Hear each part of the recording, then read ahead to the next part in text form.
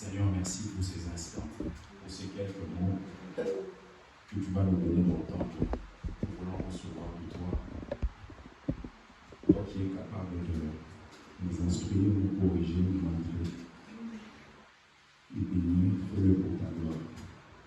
Dans le nom de Jésus, nous disons tous ensemble Amen. Amen.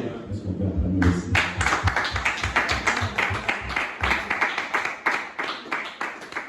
Alors, que le Seigneur nous bénisse. Nous allons prendre nos Bibles, nous allons lire un texte. Nous allons lire un texte dans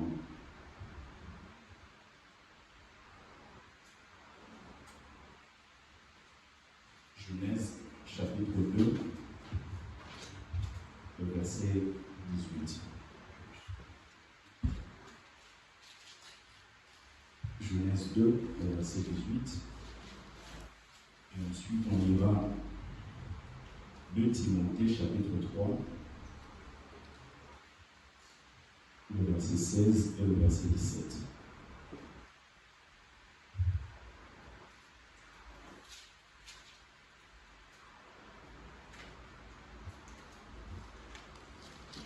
Alors, le thème que nous allons aborder, c'est le prochain dimanche. Comme on a fait une petite affiche, c'est divin, humain, les relations. Divin, humain, les relations. Je crois que Dieu va enseigner plusieurs au milieu de nous. Et nous serons bénis. Genèse 2, le verset 18. Frère Jason, tu peux prendre l'autre micro, comme ça tu feras la lecture à chaque fois qu'on aura besoin de lire. Genèse 2, le verset 18. Et toi, tu vas prendre 2 Timothée, chapitre 3, le verset 16 et le verset 17. Je commence par Genèse. La Bible dit, l'Éternel Dieu dit, il n'est pas bon que l'homme soit seul. Je lui ferai une aide semblable à lui. 2 Timothée 3, du verset 16 au verset 17. Tu peux lire? Tous les livres saints ont été écrits avec l'aide de Dieu. Ils sont utiles pour enseigner la vérité, Oui. pour persuader, pour corriger les erreurs, Oui. pour former à une vie juste. Grâce aux livres saints, l'homme de Dieu sera parfaitement préparé et formé pour faire tout ce qui est bien. Amen. Amen. Alors, divin, humain, les relations. Je crois que pendant ces moments d'enseignement, Dieu va faire du bien à plusieurs d'entre nous. Et cet enseignement, je prie qu'il vienne pour nous recadrer, pour nous restaurer, mais aussi nous amener à poser des actes concrets pour la gloire de Dieu. Vous savez, très souvent, lorsqu'on écoute les enseignements, on a tendance à être dans l'effervescence. Et une fois qu'on sort de la présence de Dieu, on oublie même ce qui a été enseigné. Je prie vraiment que chacun de nous puisse retenir ce que Dieu va nous dire. Et dans le texte qu'on a lu de 2 Timothée, chapitre 3, le verset 16 et 17, la Bible dit « Toute écriture est inspirée de Dieu ». Donc, l'Ancien Testament est inspiré de Dieu. Cela signifie que lorsque les auteurs étaient en train d'écrire, ils écrivaient en utilisant leur sagesse, intelligence, mais l'inspiration venait de l'Esprit. Donc, toute écriture est inspirée de Dieu, et cette écriture qui est inspirée de Dieu doit faire plusieurs choses. Premièrement, cette écriture doit enseigner. C'est pour cela, quand on est dans la présence de Dieu, il faut toujours se rassurer que nous sommes enseignés. Vous recevez un enseignement dans la présence de Dieu. Et je prie que Dieu puisse nous enseigner au travers de ce thème. Que Dieu puisse nous enseigner. Parce que Dieu est le Dieu qui est précis. Et je prie qu'il puisse nous enseigner même dans toute précision. Qu'il nous montre avec détail ce qui peut-être ne fonctionne pas dans notre vie afin que nous puissions les modifier. Regardez, lorsque Dieu a parlé à Abraham, Dieu appelle Abraham. Il lui dit, je t'ai donné un fils, il s'appelle Isaac. tu dois aller sacrifier ce fils-là. Mais Dieu, comme il est le Dieu qui est précis, il lui dit, tu dois sacrifier ton fils, ton unique. C'est-à-dire, il donne une certaine précision parce que Abraham n'avait pas que Isaac. Il y avait le grand frère de Isaac qui est Ismaël.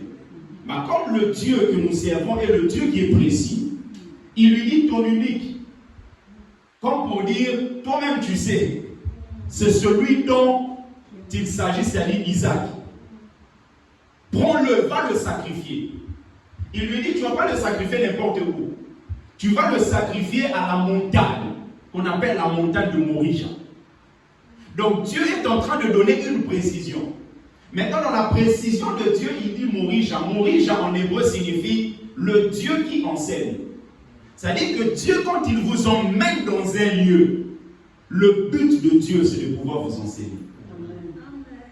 Quand je dis lieu, ça peut être une situation. Parce que toutes les situations, on les vit dans des lieux. Vous pouvez être chez votre tante, vous pouvez être chez votre mari, chez votre femme, avec vos enfants. Donc, vous allez vivre des situations, mais dans des lieux précis.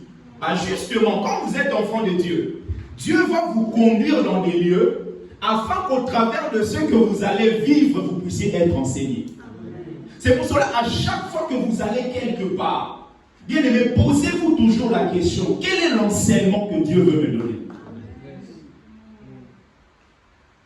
Quel est l'enseignement? Dieu veut vous envoyer dans votre vie quelqu'un. C'est-à-dire que quelqu'un qui vient dans votre maison, quelqu'un qui est difficile, vous avez l'impression que la personne réfléchit à l'envers.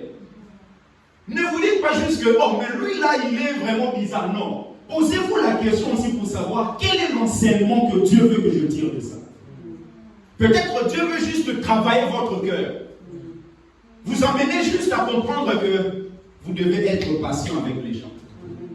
Donc, l'enseignement vient afin de pouvoir nous tailler. Donc, Dieu nous enseigne. Deuxièmement, il dit, toute écriture qui est inspirée de Dieu vient pour convaincre. Convaincre les cœurs. Il peut y avoir des doutes avant d'écouter Dieu, mais quand vous l'écoutez, le Saint-Esprit fait un travail pour vous convaincre.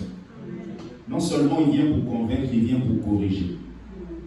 À chaque fois que Dieu parle, Dieu ne peut pas vous parler en vous laissant dans vos erreurs. Non. Quand Dieu vous parle, l'objectif de Dieu, c'est de vous recadrer. C'est de vous corriger. C'est pour cela, quelqu'un qui est sage ne peut jamais fuir loin de la correction de Dieu. Parce que la correction de Dieu, c'est toujours bien pour notre avenir. Dieu nous corrige aujourd'hui pour que nous puissions le bénir demain. Amen. Correction. Et quatrièmement, il dit pour instruire. Instruire dans la justice. Donner la matière en vue de devenir davantage mature. Alors, je vous prie de noter quelques vérités qui seront comme une introduction par rapport à cet enseignement concernant les relations. Nous parlons du divin, humain, les relations. La première des choses, il faut savoir que toute la vie tourne autour de relations. Toute la vie. Une fois que vous naissez là, c'est parti. Vous ne pouvez pas aller à l'encontre de ce qui est établi concernant les relations. Toute la vie tourne autour de relations. C'est pour cela que vous allez voir, par exemple, lorsque quelqu'un veut mourir. Un frère Emmanuel. Quelqu'un veut mourir. Il peut avoir des costumes de marque. Il peut avoir des voitures. Il peut avoir même des diplômes. Mais au chevet de son lit, sur son lit de l'hôpital, il ne va jamais demander qu'on lui emmène des diplômes. Il ne va pas demander qu'on puisse l'amener ses costumes Gucci et tout ça là. Non. Il va demander qu'on l'amène ses enfants. Je veux partir, emmenez-moi mes enfants pour que je leur dise des choses.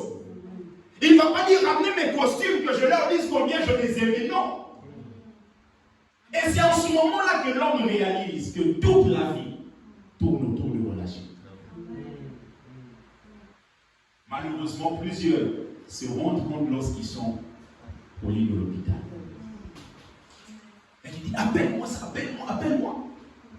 Dites aux gens là, et voilà, j'ai pas de problème avec eux, ils me pardonnent. Oh, mais bien aimé, passé 40 ans à avoir des relations, mais tu n'as pas su les gérer. Mais sur le lit de l'hôpital que tu réalises que tu avais besoin des gens. Bien aimés, soyons sages. Pendant que nous avons la force, ayons des bonnes relations. Toute la vie tourne autour de relations. Deuxièmement, il faut comprendre que nos destinées sont liées. Et comme nos destinées sont liées, nous sommes obligés d'être en relation avec les autres pour pouvoir les vivre. Nos destinées sont liées et nous sommes obligés d'être en relation avec les autres pour pouvoir les vivre. Sur la terre, personne ne pourra atteindre ses objectifs seul. Personne. Personne ne pourra atteindre ça seul.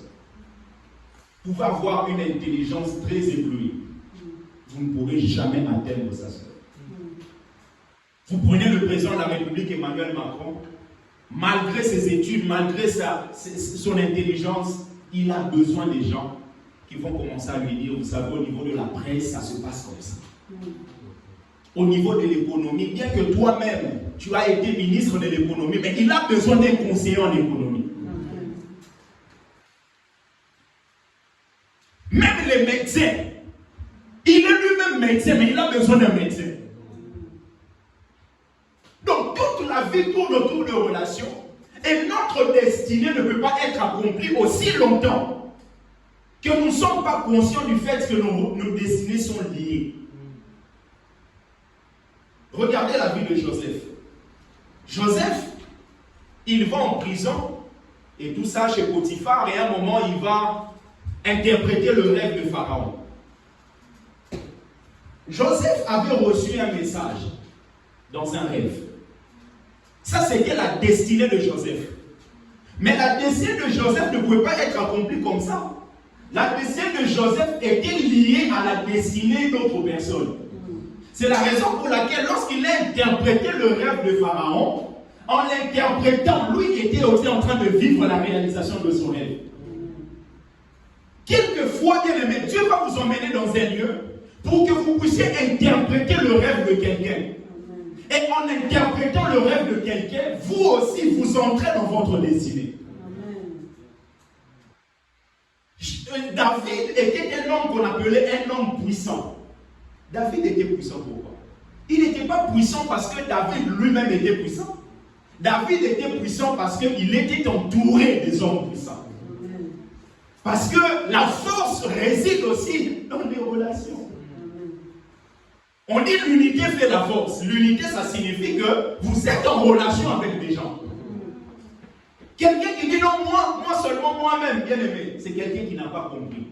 Dans la vie, on aura toujours besoin des gens. Toujours.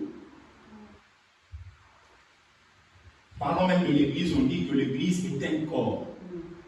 Bien aimé, si la main peut prendre ça, jeter avec précision, c'est parce que les yeux fonctionnent.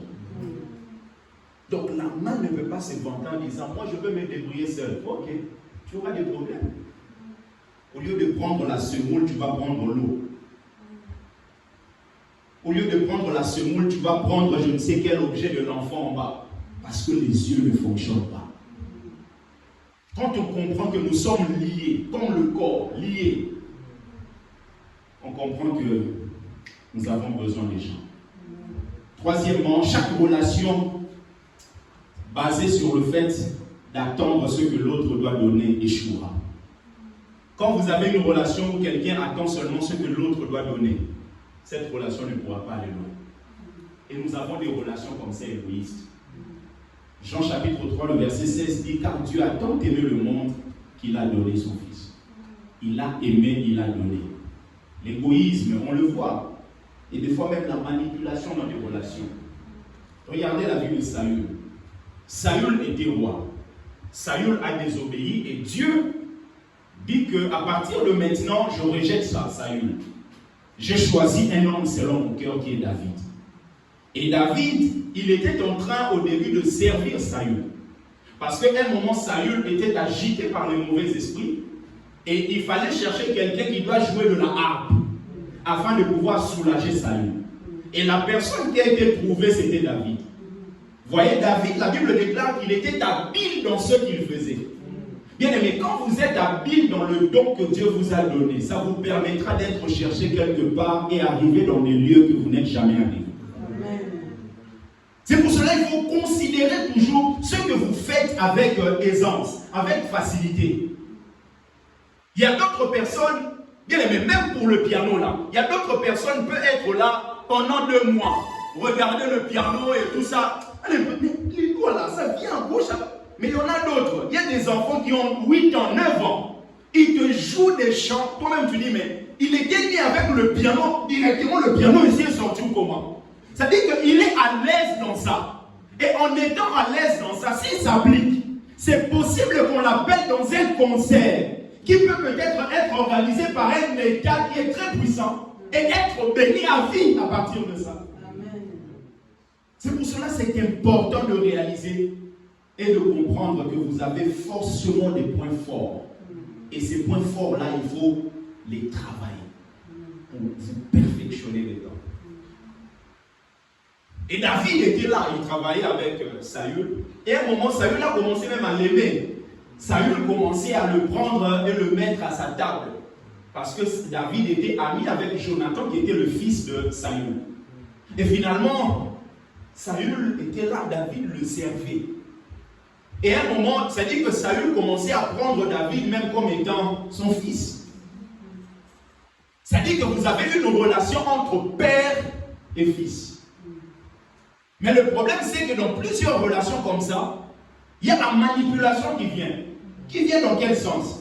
Parce que aussi longtemps que David est en train de servir Saül, est en train de permettre à ce que Saül avance, Saül est content.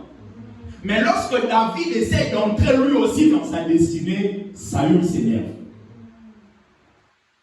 C'est-à-dire que Saül, David pouvait le prendre comme un mentor. Il se dit, ok, quelqu'un qui était déjà roi, bien sûr il a fait des erreurs, mais il a forcément quelque chose à me dire par rapport à la royauté, comment on se comporte et tout ça. David, à un moment même, il est en train d'être pourchassé par Saül.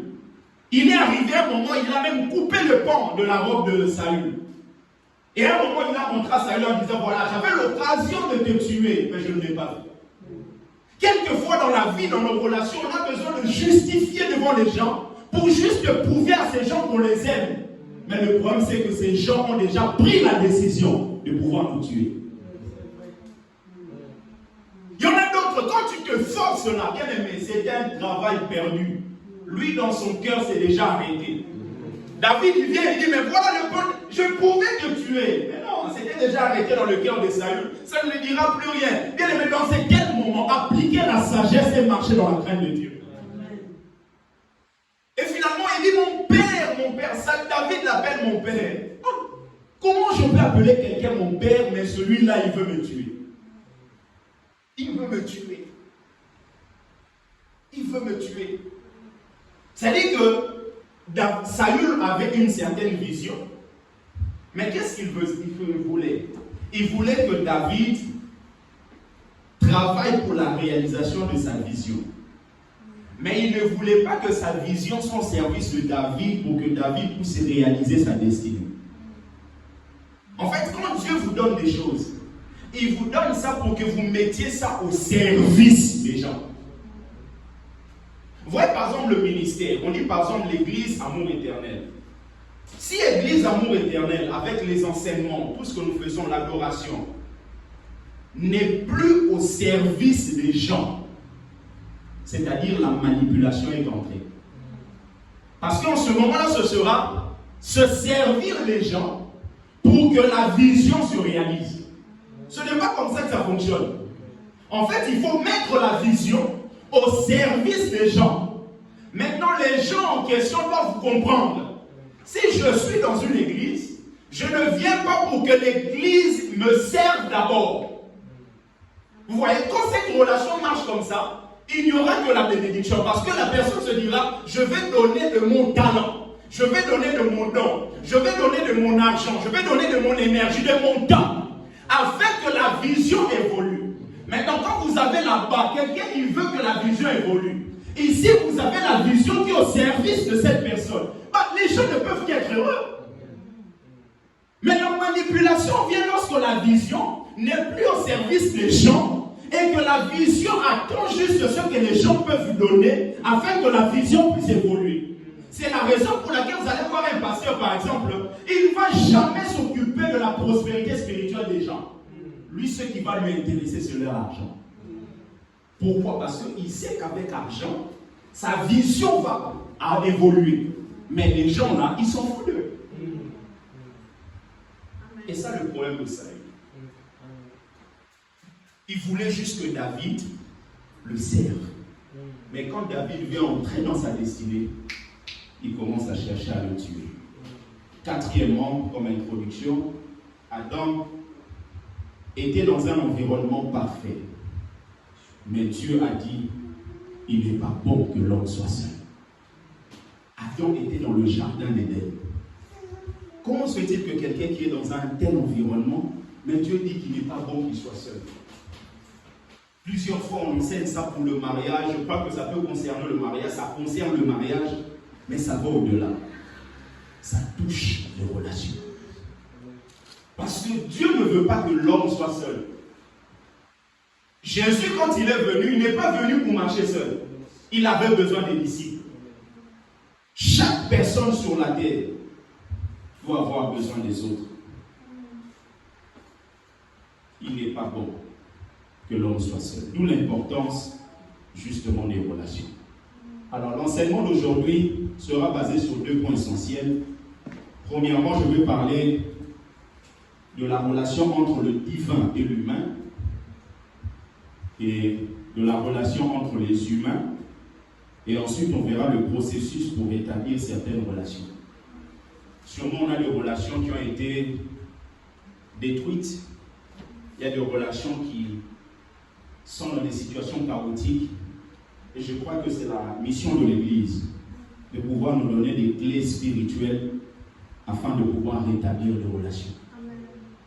Premièrement, la relation entre le divin et l'humain et la relation entre les humains. Alors, d'une manière très simple, lorsque vous regardez la croix, vous allez voir que la croix est composée de 2 barres. Vous avez la barre qui est verticale et vous avez la barre qui est horizontale. Alors la barre verticale, ça indique que lorsque Jésus est arrivé, il est venu nous réconcilier avec le Père, avec le divin. Donc là, vous avez la relation entre l'humain et le divin. Maintenant, vous n'avez pas que ça, la barre verticale. Vous avez aussi la barre horizontale. Maintenant, la barre horizontale, c'est la réconciliation entre les hommes. C'est-à-dire entre l'humain que je suis avec un autre humain. Donc, vous voyez qu'en termes de relation, il y a toujours ces 2 aspects-là. Ta relation d'abord avec Dieu et ta relation avec les autres hommes.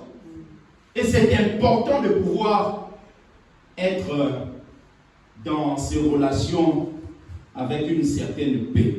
Quand vous regardez parmi les commandements qui sont donnés, les 10 commandements, vous avez 4 qui sont en relation avec Dieu et vous en avez 6 qui sont en relation avec le prochain. 4 avec Dieu, mais 6 avec le prochain. Parce que quelqu'un peut dire, moi je suis attaché à Dieu, ceci, cela. Mais bien aimé, si tu n'es pas en accord avec les humains, c'est qu'il y a un problème. Vous ne pouvez pas être en accord avec Dieu, mais être toujours dans des problèmes avec les hommes. Non. Parce que le Dieu là, on ne le voit pas physiquement. Et tout le monde peut inventer des choses en disant que je suis en accord avec lui. Mais l'accord qui est là-bas avec quelqu'un qui est invisible se manifeste par les relations que nous avons dans le visible. Jésus est l'image du Dieu invisible.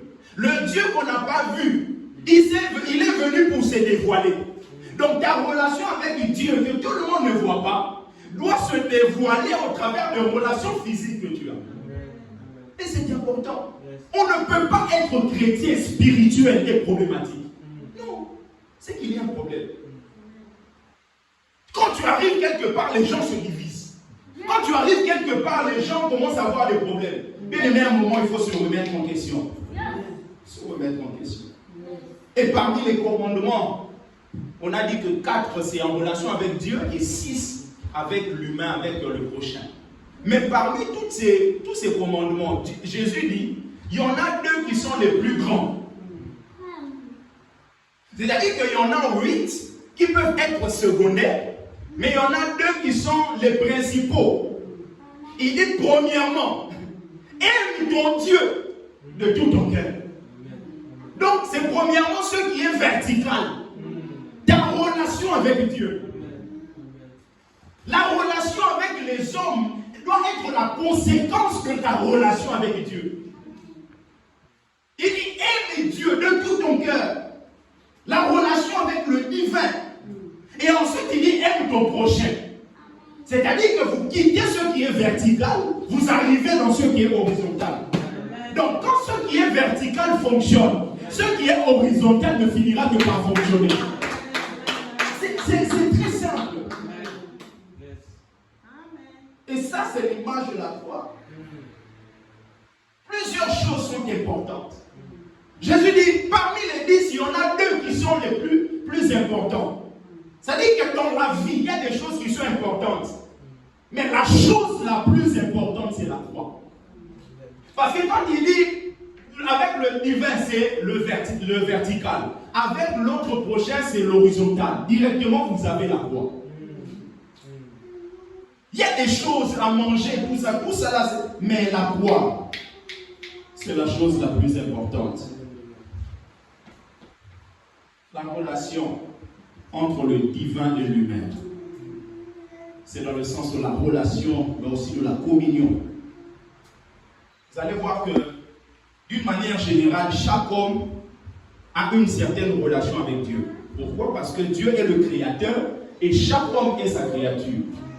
Donc, Dieu est le créateur, les hommes sont des créatures, donc il y a une forme de relation entre le créateur et la créature. Mais tout le monde n'a pas de relation avec Jésus. Tout le monde n'a pas. Tout le monde n'a pas de relation avec Jésus. Et si tout le monde, plusieurs personnes peuvent avoir de relation avec Christ, tout le monde n'a pas de communion avec lui. Parce qu'il y a relation et communion. On va avoir une relation, mais avoir une communion qui est brisée. Maman Jussie. Tu peux avoir ton mari, papa Patrick. La relation est toujours là. Il est ton mari, mais vous ne vous parlez pas. C'est-à-dire que la relation est là, mais la communion a été brisée.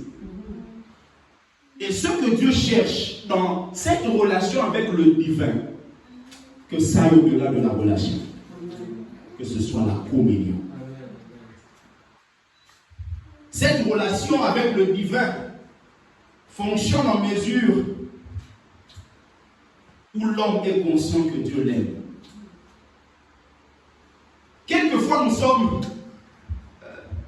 dépassés par les événements. Des fois, on oublie que Dieu nous aime réellement.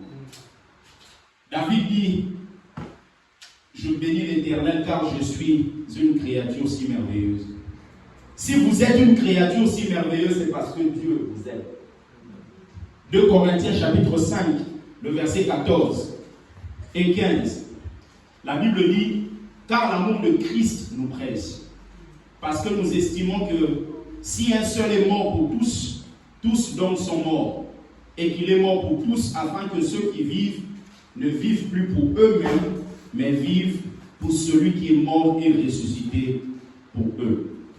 Car l'amour de Christ nous presse. Nous presse.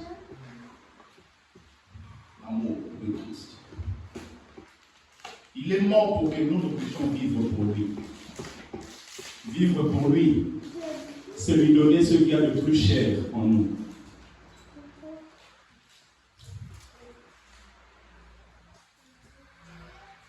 Qui peut me dire ce qu'il y a de plus cher dans sa vie?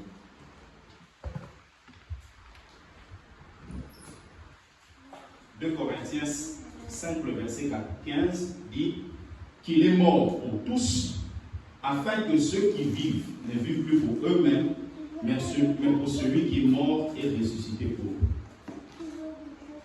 Et j'ai dit, vivre pour lui, c'est lui donner ce qu'il y a de plus cher en nous. Qu'est-ce qu'il y a de plus cher en nous? Prophète Alain, qu'est-ce qu'il y a de plus cher dans ta vie? Toi-même, quand tu regardes ça, tu dis, waouh, ça dépasse tout.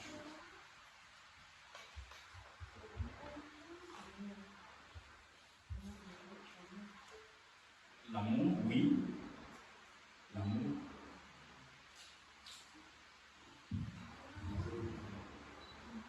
Oui. Quelqu'un d'autre? Qu'est-ce qu'il y a de plus cher? Quand vous regardez comment le monde fonctionne,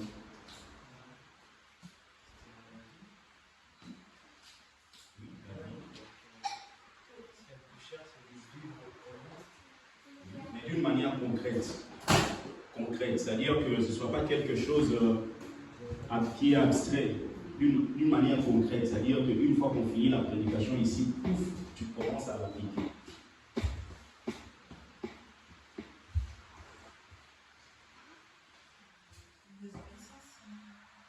L'obéissance, oui.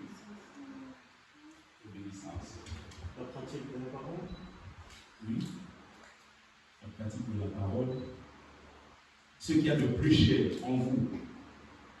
C'est-à-dire que sans Dieu là, il s'agit des choses que Dieu ne vous a pas données, vous-même. Ce qu'il y a en vous-même. Parce que l'amour là, c'est Dieu qui vous a donné ça lorsque vous êtes venu en Christ. Je parle du fait que vous soyez un humain ordinaire. Ce qu'il y a de plus cher en vous. Parce qu'avant d'être avec Christ, pour avoir l'obéissance, vous l'avez lorsque vous êtes en Christ, il vous donne la force avec le Saint-Esprit. Mais de vous-même comme ça, avant même que Christ vous donne les possibilités et tout ça. Avant même de croire. Avant d'avoir la foi. Ce que vous avez de cher. Qu'est-ce que vous avez de cher avant de venir en Christ? C'est mon corps. Oui, le corps. L'amour du prochain. Oui, l'amour du prochain, mais le vrai amour, vous l'avez quand vous êtes en Christ. Moi, je dis avant.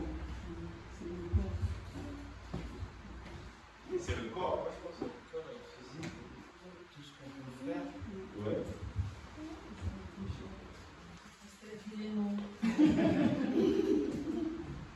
Quelque chose qui ne revient pas deux fois. C'est la vie. C'est la vie. Oui.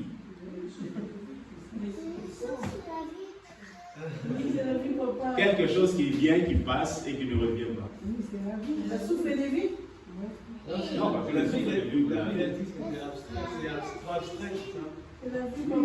c'est la vie, oui. Mais quelqu'un ne voit pas. Je vais vous aider. Vous allez voir, quand vous avez un travail, le travail peut partir.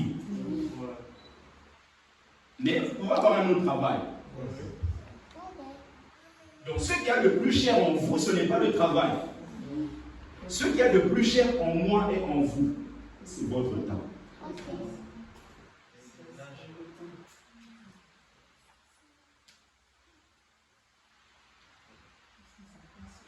C'est la raison pour laquelle vous allez voir la chose que vous aimez le plus. C'est cette chose-là que vous consacrez plus de temps.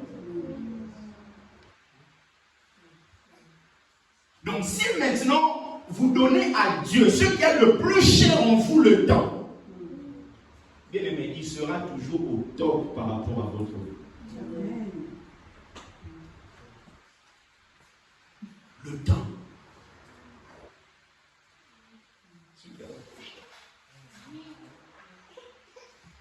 C'est pour ça que vous allez voir un enfant peut dire à son père, papa, tu me donnes tout. Mais ça ne va pas. Il dit, mais non, mais mon fils, je donne tout. Je t'achète des cartables, je t'achète ceci, je t'achète ceci.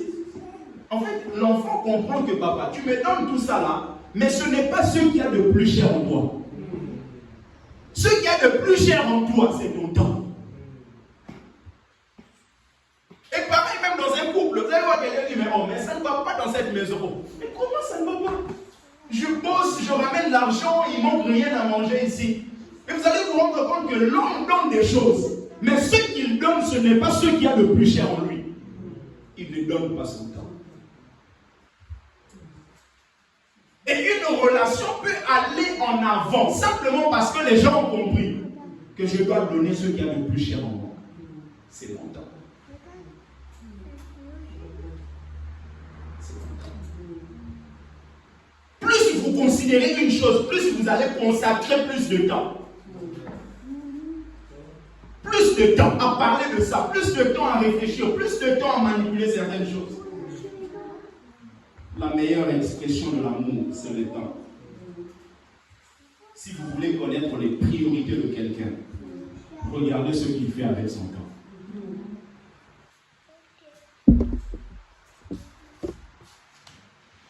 Ce qu'il fait avec le temps.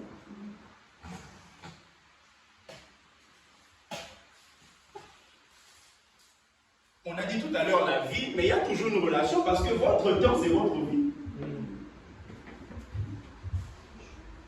Le plus grand cadeau que vous puissiez offrir à quelqu'un, c'est lui donner votre temps. C'est pour cela que vous allez voir, il y a des gens ici, peut-être en Afrique, en fait, en Afrique, les gens n'ont pas vraiment conscience de l'importance du temps. C'est pour ça, la fois passée, je vous avais donné un exemple en disant, il y a une différence entre un pauvre et un riche. Là, le riche, il comprend et il connaît l'importance du temps. Mais la plupart des pauvres ne comprennent pas ça. C'est-à-dire que un riche veut acheter par exemple quelque chose qui coûte 5 euros. Et le pauvre veut acheter aussi la même chose. Mais vous allez voir, le pauvre va sortir ici. Va peut-être se balader pendant 2 heures. Pour trouver la même chose, mais 50 centimes de moins. Quand il s'est baladé pendant 2 heures, il a perdu 2 heures, non? Pour avoir combien? 50 centimes de moins. Mais le riche, quand il va sortir ici, il va aller juste en face, il va l'acheter 50 centimes de plus. Mais il aura gagné combien? 2 heures. Lui, il va réfléchir en termes de temps. Il va dire pendant 2 heures, je peux faire entrer plus que 50 centimes. Mais l'autre va réfléchir en termes de ce qu'il va gagner comme 50 centimes. Mais négligez les 2 heures. Donc quand quelqu'un vous consacre son temps, réalisez que la personne vous donne ce qu'il y a le plus cher en elle. C'est pour ça que vous allez voir en Europe ici, vous avez des mamies, des choses. Moi j'ai déjà reçu un appel de quelqu'un. Je travaillais dans un service des appels téléphoniques. J'ai reçu une dame. Cette dame ne voulait pas me lâcher au téléphone. Elle commence à entrer ici, là-bas, mais moi j'avais une DMT, durée moyenne de téléphonie à respecter. Mais bon, je ne pouvais pas non plus couper comme ça, je sentais qu'elle avait besoin de parler. Et à la fin, cette ouverte, elle m'a dit, vraiment, cette conversation de 8 minutes, ça m'a fait du bien. Donc la dame, elle avait besoin que quelqu'un lui consacre un petit temps. Elle n'avait pas besoin de mon argent, elle n'avait pas besoin de me dire, mais juste le temps. Elle comprenait que c'était quelque chose de cher. Bien aimé, à qui donnez-vous votre temps? À Dieu ou aux choses éphémères? C'est ce qu'il y a de plus cher en vous. Quelqu'un doit décider dès aujourd'hui de donner à Dieu ce qu'il y a de meilleur, c'est-à-dire son temps.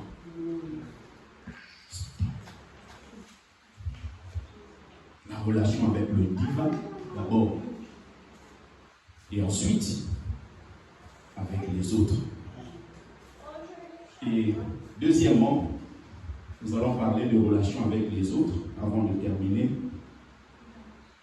Dans vos relations avec les autres, je vous prie de noter quelques points avant de vous expliquer comment restaurer les relations. Premièrement, vous ne pouvez pas aimer les autres si vous ne vous aimez pas vous-même. Vous ne pouvez pas. Vous ne pouvez pas aimer les autres si vous ne vous aimez pas vous-même.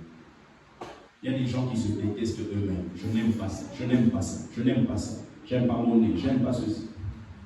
Bien aimé, comprenez que vous ne vous êtes pas formé vous-même. C'est Dieu qui vous a formé. Et le Dieu qui vous a formé, il sait pourquoi il a voulu que vous veniez comme ça. Appréciez. Psaume chapitre 139, le verset 14, le psalmiste dit: je te loue de ce que je suis une créature si merveilleuse. Tes œuvres sont admirables et mon âme le reconnaît bien.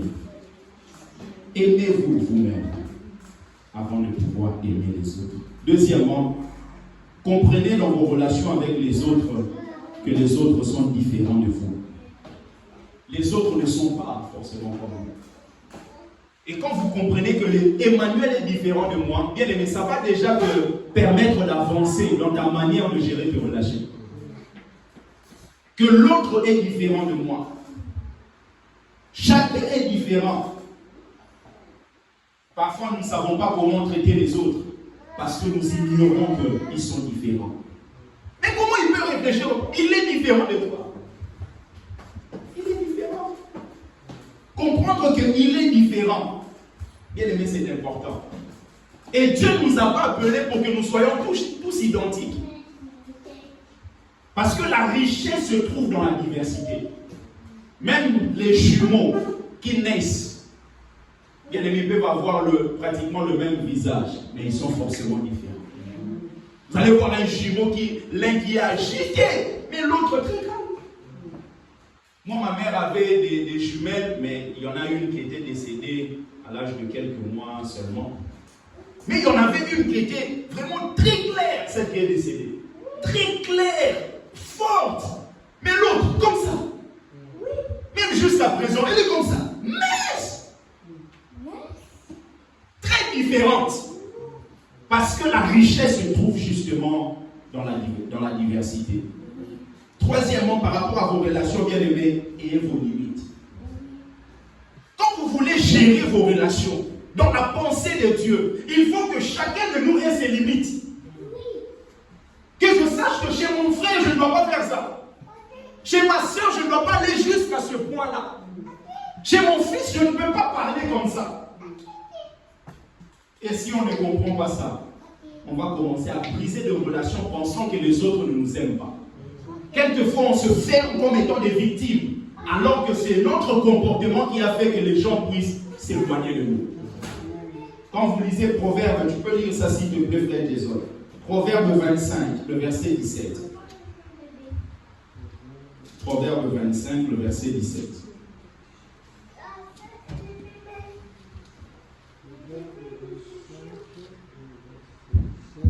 Oui. Ne va pas trop souvent chez ton ami, sinon tu le fatigueras et il finira par te détester. Tu peux reprendre? Ne va pas trop souvent chez ton ami, sinon tu le fatigueras et il finira par te détester. Voilà. Donc ça fait partie des limites. Ne va pas très souvent. Ici, chez moi, la Bible dit, mets rarement le pied dans la maison de ton prochain. De peur qu'il ne soit rassasié de toi et qu'il ne te haïsse. Donc ça montre qu'à un moment, il faut que nous ayons nos limites.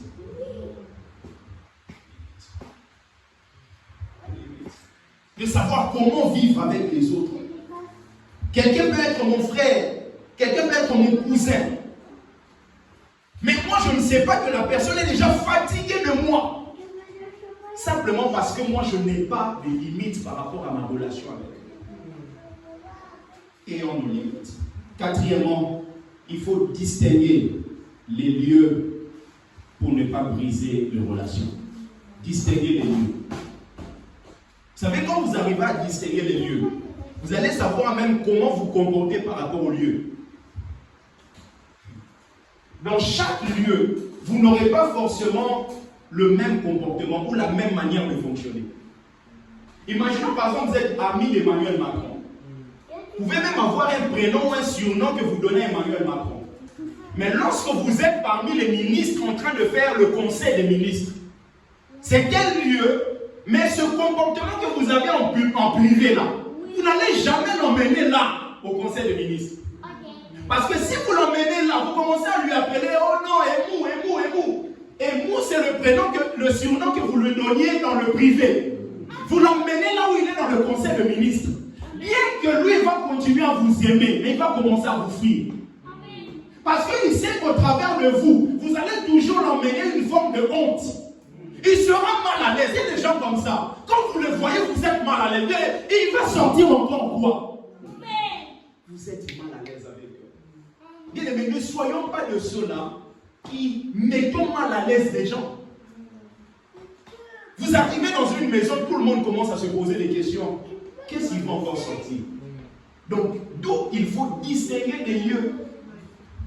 Distinguer des lieux. Maman Titi appelle par exemple le chef d'entreprise. Et nous, dans notre famille, imaginons que c'est ma tata. On a un nom qu'on lui donne. Et en tant que chef d'entreprise, imaginons que je travaille dans son entreprise. Et pendant qu'il appelle les salariés, venez, je vais vous annoncer quelque chose. Je ne peux pas arriver commencer à l'appeler par rapport à ce surnom-là. Donc vous voyez que quand quelqu'un ne comprend pas à distinguer les lieux, va commencer à mettre à l'aise, même à mal à l'aise sa tata. Et elle va finir même par dire, ok, à partir de maintenant, ok, je ne te prends plus. Donc pour pouvoir conserver les relations, il faut distinguer les lieux. Et cinquièmement, les relations sont présentes pour nous tailler. Dieu nous donne des relations pour que nous soyons taillés. C'est pour ça que vous allez voir David, quand il est parti pour pouvoir combattre Goliath, il est parti prendre 5 pierres dans le torrent. Les pierres étaient en contact de l'eau, c'est-à-dire la parole, mais les pierres étaient polies, étaient taillées. Cela signifie que les pierres étaient en confrontation avec les autres pierres. Et c'est l'image justement de nous qui sommes en confrontation avec d'autres chrétiens, d'autres membres de famille et tout ça. Vous êtes en relation, vous vous frottez, ça dit de relation, vous parlez, vous discutez. Justement, comme les pierres sont en train d'être taillées, nous aussi nous sommes l'image des pierres vivantes. Nous sommes des pierres vivantes, donc on peut être taillés au travers de relations. Donc Dieu nous envoie des relations pour que nous soyons taillés.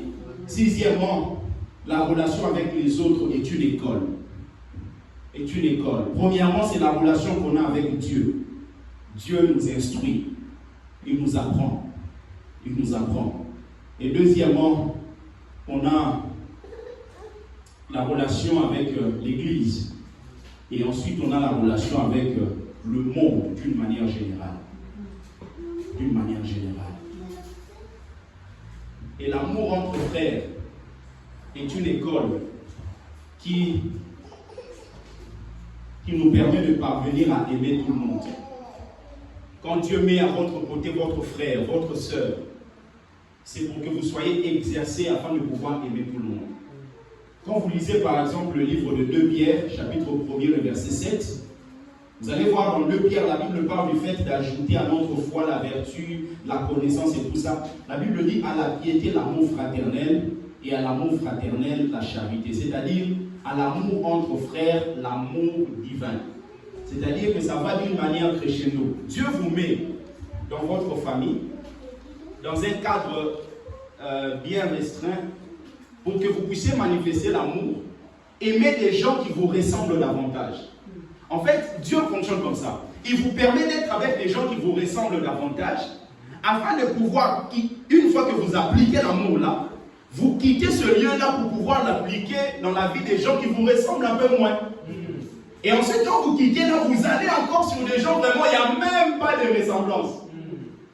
Vos frères qui ont le même sang que vous, vous quittez là, vous arrivez à l'église, des gens qui n'ont pas le même sang que vous, mais vous avez des valeurs communes en Christ. Mais quand vous quittez là, vous allez dans le monde, vous avez un manager qui n'a rien à voir avec vous. Donc quand vous commencez à aimer les frères que vous avez dans votre famille, ça va vous donner maintenant la possibilité d'aimer les gens à l'église. Parce que vous ne pouvez pas dire que vous aimez les frères à l'église aussi longtemps que vous détestez vos propres frères biologiques. Et vous ne pouvez pas aimer les gens qui sont dans votre travail et tout ça aussi longtemps que vous n'aimez pas les gens qui sont à l'église. Donc vous voyez que Dieu parle du fait que vous êtes avec des gens qui vous ressemblent davantage. Vous quittez là, vous allez chez des gens qui vous ressemblent mais qui ne sont pas de votre famille. Et Et vous allez chez les gens qui n'ont rien à voir avec vous. Et l'amour ne fait que grandir. Parce que aimer quelqu'un qui a votre sang, c'est plus facile. Vous allez à l'église, Christ est là, mais vous avez quelqu'un qui a une tête bizarre, quelqu'un qui est compliqué, quelqu'un de fois vous lui dites des choses, ses propres prières, tu es pasteur, tu lui dis non maman, il faut que tu pries, tu viennes chaque dimanche à l'église, tu as l'impression que tu l'embêtes, mais tu dois continuer à l'aimer. Mais au-delà de ça, tu as des gens, de fois le manager, il te met une vie difficile. Tu lui dis j'ai besoin d'un RTT, il te complique juste pour un RTT. Mais tu dois l'aimer. Mais si tu ne commences pas ici, tu ne pourras jamais arriver là-bas. Ici, tu auras peut-être besoin de l'amour fraternel. Mais quand tu arrives ici, il faut que ce soit l'amour incapable, l'amour divin, qui fait que quelqu'un t'insulte, mais tu l'aimes. Quelqu'un te méprise, mais tu l'aimes. Est-ce que quelqu'un peut acclamer le Seigneur?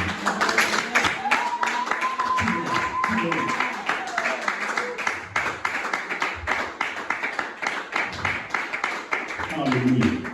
Alors, pour que nous puissions prier, je vais nous donner quelques points pour rétablir les relations qui ont été détériorées. Alors ça, c'est vraiment très important. Je vais aller vite pour que nous puissions avoir même 5 minutes pour prier avant de nous séparer. Le processus pour rétablir les relations. Et j'ai énuméré quelques points. La première des choses, quand vous avez une relation qui a été détériorée, vous voulez rétablir ça, avant de parler à la personne concernée, parlez-en avec Dieu. Parlez-en à Dieu. Parlez-en à Dieu. Que ce soit dans le couple, que ce soit dans la famille, que ce soit entre amis, parlez à Dieu avant de prendre toute autre initiative. Parlez à Dieu. La plupart du temps, nous allons directement chez les gens. Et des fois, on est beaucoup plus blessé qu'avant. Tu vas comme ça, tu dis, moi je pensais qu'en allant, ça va être rétabli, mais c'est comme ça. Tu t'enfermes encore davantage. Alors que le souhait de Dieu, c'est que la restauration prenne place. Donc, parlez-en à Dieu. Et plusieurs conflits, vous allez voir même dans nos familles, dans nos vies, avec nos enfants, sont dus au fait que les gens ne prient pas. Sont dus au fait que les gens ne prient pas. Les gens veulent régler les conflits sans prier au préalable. Oh non, réunion. Mais réunion, il y a quoi comme soubassement par rapport à cette réunion? Les gens ne prient pas. Jacques chapitre 4, tu peux lire ça rapidement s'il te plaît. Faites Jésus. Jacques 4, le premier et le deuxième verset.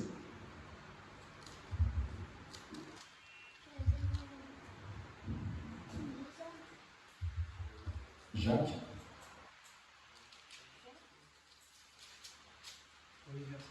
Oui, et deuxième.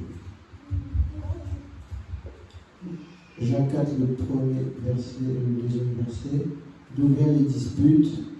D'où viennent les luttes entre vous? Oui. Est-ce qu'elles ne viennent pas des désirs mauvais qui luttent dans vos corps? Oui. Vous voulez quelque chose et vous ne pouvez pas l'avoir, alors vous êtes prêt à tuer. Vous êtes jaloux et vous ne pouvez pas obtenir ce que vous désirez. Oui. Alors vous luttez et vous vous battez. Vous n'avez pas ce que vous voulez parce que vous ne le demandez pas à Dieu. Merci. Donc, vous luttez, ici la Bible dit, vous avez des querelles et des luttes, et vous ne possédez pas parce que vous ne demandez pas. Et quand on dit demander, ça signifie être en relation avec Dieu. Et la relation avec Dieu passe par la prière. Donc, si vous avez des luttes, c'est parce que vous ne priez pas. Certaines querelles viennent dans nos familles, c'est parce que les gens ne prient pas. Bien-aimés, prie avant d'entamer n'importe quelle forme de réconciliation. Parce que la plupart des divisions sont causées par des forces de ténèbres. Le diable ne veut pas que les familles soient unies. Il ne veut pas que les familles soient dans la cohésion. Donc qu'est-ce qu'il fait? Il vient pour détruire. Le voleur ne vient que pour égorger, détruire et voler. Maintenant, si nous qui voulons vivre la réconciliation, nous ne comprenons pas que Il peut y avoir des forces de ténèbres derrière certaines désunions. Nous allons passer à côté. C'est pour ça que vous allez voir des gens font des réunions et des réunions, mais les familles sont toujours divisées. Parce que le soubassement n'est pas la prière. Pour maintenir une relation, il faut aussi prier. Il dit, si vous avez des querelles et des luttes, c'est parce que vous ne demandez pas. Certaines incompréhensions viennent dans les familles simplement parce que les gens ne prient pas. Certaines disputes viennent dans les couples parce que les gens ne prient pas. Certaines familles ont connu des déchirures parce que les gens ne prient pas. Ils ont des problèmes et ils ne prient pas. Parfois ils se retrouvent, ils parlent. Même après avoir parlé, ils ne prient pas. C'est pour ça que certaines choses ne sont jamais arrangées. Deuxièmement, par rapport à la réconciliation, prenez toujours l'initiative. Que vous soyez victime ou coupable. Quand vous avez une relation qui a été détériorée, bien aimé, prenez toujours l'initiative. Que vous soyez coupable ou victime. La plupart des temps, le problème, c'est que nous sommes en train de nous comporter comme les gens du monde. On se dit, c'est lui qui m'a fait du mal, c'est à lui de venir. La pensée de Dieu, ce n'est pas ça. Entre Jésus et les hommes, qui a fait du mal à l'autre? Les hommes se sont éloignés du Père. Mais Jésus, c'est lui qui est venu nous chercher. Donc c'est celui qui est fort qui va chercher le coupable. Quand vous comprenez ça, bien aimé, vous n'allez jamais avoir de problème par rapport aux relations. Quelqu'un qui vous a fait du mal, c'est vous qui allez le chercher. Même lui-même là. Même si il ne veut pas croire, il va dire, hey, qu'est-ce qui se passe? Ça va lui enseigner d'une certaine manière. Bien aimé, s'il ne change pas, c'est qu'il y a un problème. Prenez toujours l'initiative. Une relation ne se développe pas lorsque le coupable est puni. Oh non, mais il doit être puni, Non, ça ne va pas évoluer. Mais une relation se développe lorsque l'innocent est miséricordieux. Quelqu'un qui est innocent, mais c'est lui qui cherche la paix. Les hommes se sont éloignés du Père, mais c'est Jésus qui est venu chercher la paix. Nous avons la paix au travers de Jésus. Mais Jésus n'est pas le coupable. Il dit le prince de ce monde est venu, mais il n'y a rien de lui en moi. Il n'y avait rien de lui en Jésus. Mais il y avait quelque chose de lui dans la vie des hommes. Mais Jésus, bien qu'étant quelqu'un qui n'était pas coupable, il a accepté de venir payer le prix. Bien aimé, la réconciliation vous coûtera toujours. Ça vous coûtera votre orgueil. Parce que quitter de chez vous, aller chez quelqu'un qui vous a fait du mal, il faut être brisé. Parce que sinon, vous n'allez pas le faire. Vous allez vous enfermer en disant c'est à lui de venir, c'est à lui de venir. Et la relation ne sera jamais restaurée. C'est à l'innocent d'aller vers le coupable. Jésus était même avec ses disciples à un moment, il commence à les laver les pieds. Qui devait laver le pied de l'autre? N'est-ce pas les disciples qui devaient laver le pied de Jésus? Mais c'est Jésus qui commence. C'est celui qui est fort. C'est l'innocent qui va vers les coupables. Troisièmement, quand vous voulez réconcilier les relations, écoutez plus et parlez moins. Écoutez plus et parlez moins. Vous allez voir la différence de nos yeux, nos oreilles. Nos oreilles n'ont pas de paupières. Au niveau de nos yeux, on a des paupières parce que les yeux doivent se fermer de temps en temps. Vous ne pouvez pas être quelqu'un qui a les yeux comme ça, 24 heures sur 24. Non. C'est qu'il y a un problème. Non. C'est-à-dire que les paupières sont là pour quel moment même vous-même. C'est-à-dire que pendant que je parle, je ferme. C'est ça le travail. C'est appelé à se fermer. Mais les oreilles là n'ont pas de paupières. Parce que les oreilles sont faites pour écouter à tout moment. Donc quand vous allez vous réconcilier avec quelqu'un, ou vous êtes en train d'appliquer une forme de réconciliation, parlez peu, écoutez beaucoup. Dieu nous a donné une seule bouche, mais deux oreilles. Pour qu'on parle peu, mais qu'on écoute beaucoup. Oh, non, je vais lui faire montrer combien de mecs. Tu es venu pour lui faire montrer ou pour arranger? Et comment il faut que nous réfléchissions par rapport à l'objectif? Ton objectif, ce n'est pas juste de prouver que la personne a fait mal. L'objectif, c'est la réconciliation. Donc, même si tu vas peut-être reprocher quelqu'un ou lui dire des choses, mais ce soit toujours dans la perspective de la réconciliation. Mais plusieurs relations, vous allez voir, ont connu des problèmes.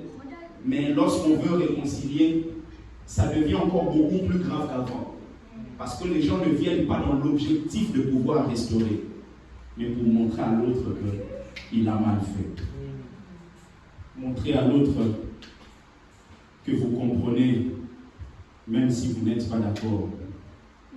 Quand vous écoutez quelqu'un, vous lui montrez que son point de vue compte. Ça compte. Et que vous considérez ça.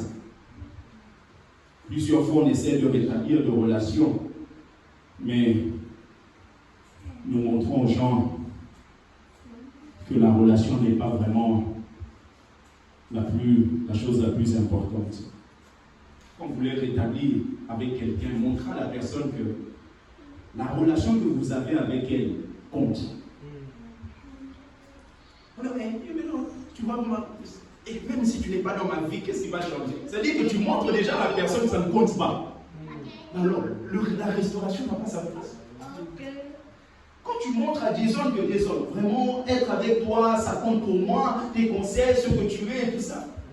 Tu donnes à la personne la possibilité de pouvoir envisager aussi la restauration. Mais quand on vient, on commence à montrer à la personne, tu ne comptes pas. S'il ne compte pas, pourquoi tu es venu? Il faut aller ailleurs. Quatrièmement, admettez toujours votre part de responsabilité dans le conflit. Admettez toujours votre part de responsabilité. Surtout dans le domaine des mariages, vous allez voir des gens briser leur couple. Et quand vous essayez de parler avec eux, vous allez voir un homme ou une femme, vous parlez pendant 3 heures. Ne fait que dire le mal de l'autre. Mais lui-même, il ne dit jamais rien de ce qu'il fait de mauvais. Oh, mais toi, tu as eu une relation peut-être pendant 5 ans, 6 ans, 8 ans. Et tu es en train de relater votre histoire, ce qui vous a emmené même à divorcer. Mais comment se fait-il que toi, tu ne parles que de l'autre? C'est déjà un problème.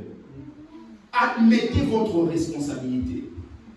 Il faut commencer d'abord à admettre nos erreurs avant de s'attendre à ce que la restauration prenne place dans notre relation.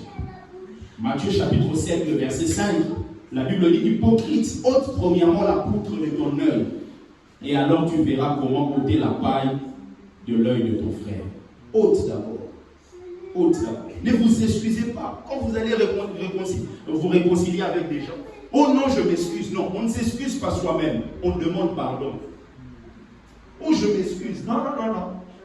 Il faut demander pardon. Je demande pardon. Et vous citez. Cinquièmement, quand on veut réconcilier, il faut attaquer au problème et non à la personne. Au problème. Si vous cherchez à couper votre interlocuteur, vous n'allez jamais régler le conflit. Attaquez au problème. Attaquez au problème. Quelquefois, on a des relations, ça peut être entre amis, entre coupleurs, Deux fois, on attaque à la personne au lieu d'attaquer au problème. Le problème, ça peut être lié aux finances, ça peut être lié à quelque chose. Mais attaque au problème. Attaque au problème. Et pendant que tu règles la situation, réfléchis à tes propos, à votre façon de dire. Parce que votre façon de dire est plus importante que votre dire, est plus importante que ce que vous sortez comme parole. N'avez-vous jamais vu quelqu'un qui vient dire quelque chose? Juste la manière fait qu'il y a une barrière. Il y a une barrière qui fait que la relation ne peut pas être restaurée. Sixièmement, payez le prix de la paix. La paix n'est jamais gratuite. La paix vous coûtera toujours. Coûtera votre ego, coûtera votre orgueil, vous coûtera l'amour de vous-même, chacun de nous ici a une certaine considération de sa propre personne. Et quand vous voulez restaurer une relation, ça vous coûtera ça. Vous allez avoir l'impression que vous êtes inférieur. Ce n'est pas grave. Jésus s'est fait inférieur. Et après avoir vécu, la Bible dit qu'il a reçu le nom qui est élevé au-dessus de tous les noms. Amen. Et septièmement, pour terminer, mettez l'accent sur la réconciliation plus que sur le règlement du conflit. Quand on règle un conflit, tout le monde ne sera pas forcément d'accord. Un conflit peut venir du fait qu'il y a deux visions différentes. Et ces deux visions différentes peuvent amener les gens à connaître une forme de conflit, une certaine cassure par rapport à la relation. Mais quand vous mettez l'accent plus sur le règlement du conflit, vous pouvez passer à côté de la réconciliation. Parce qu'on peut se réconcilier tout en gardant des positions différentes. Quelqu'un comprend? On peut se réconcilier tout en gardant des positions différentes. Quelqu'un, par exemple, peut avoir une certaine vision. Moi, si je fais mon mot, et ça n'est bien. Ça, c'était sa vision. Maintenant, toi, tu es venu pour pouvoir lui expliquer que ce qu'il fait là, c'est mauvais et tout ça. Et il commence à pouvoir te crier dessus, et à partir de là, la relation a été cassée. Maintenant, si toi, tu veux réconcilier cette relation-là, ne te base pas sur la solution par rapport au conflit, mais vise plutôt la réconciliation de la relation. Parce que vous ne serez pas forcément d'accord par le fait de gifler ou pas. Mais malgré le fait que lui va garder sa position de gifler, je peux être en paix avec lui. Et c'est ce que Dieu nous demande. Est-ce qu'on peut acclamer le Seigneur?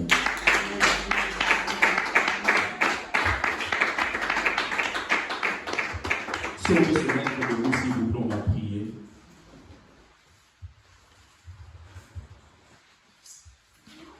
Jésus le roi des rois, oh alléluia. Jésus le roi des rois, le Seigneur des seigneurs. Oh Jésus le tout-puissant, oh alléluia. Jésus le roi des rois, le Seigneur. Oh Jésus, la main de cachée, oh alléluia. Jésus, le roi des rois, le Seigneur des seigneurs.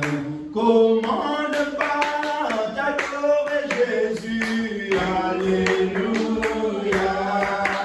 Jésus, le roi des rois, le Seigneur.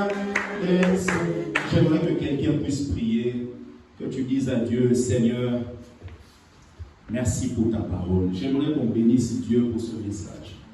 Vous savez, pendant que moi-même je le préparais, ce message m'a beaucoup béni. Et je crois que toi aussi, tu peux rendre grâce à Dieu par rapport à ça. Dire à Dieu, Seigneur, merci pour ta parole. Et toi-même, tu peux entrer en lui-même. Nous avions dit, le but c'est que nous puissions poser des actes concrets. Des actes concrets. Peut-être tu avais une certaine manière de penser, mais en écoutant le message, ça a touché ton cœur. Tu dis, ah, c'est comme ça que ça fonctionne. Peut-être tu pensais que c'était à lui de venir, mais Dieu te dit aujourd'hui, c'est à toi d'y aller. C'est à toi de faire un pas. Est-ce que quelqu'un peut bénir Dieu et dire à Dieu, Père, merci pour ta parole. Je veux poser des actes concrets. Saint-Esprit, aide-moi. Prions au nom de Jésus.